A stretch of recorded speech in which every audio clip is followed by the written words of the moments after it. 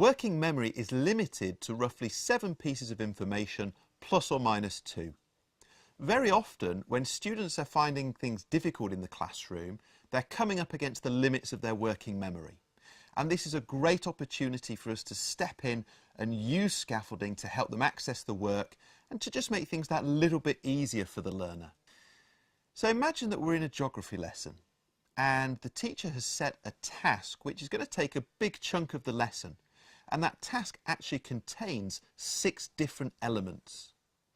Well, for a number of learners in the class, that's going to be really challenging, not least because there are a lot of things to do, but also because 6 key elements, each with different aspects to them, may overload their working memory.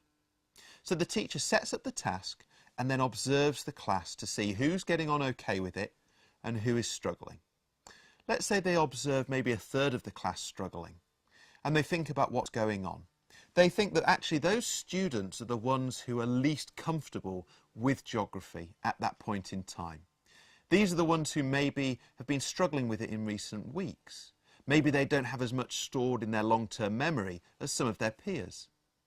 So the teacher then looks at the activity and thinks to themselves, well, maybe for these learners, an activity with 6 separate elements is simply too much.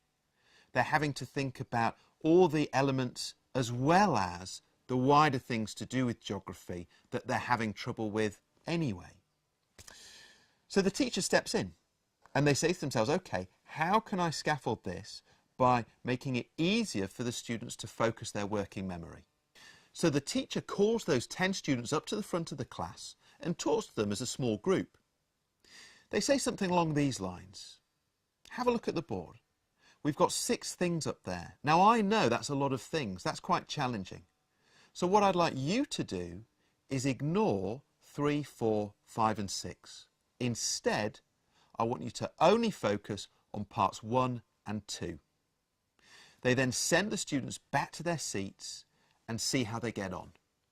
The likelihood is that those students will now be able to engage with the task more effectively because the teacher, through a very subtle intervention, has scaffolded the learning.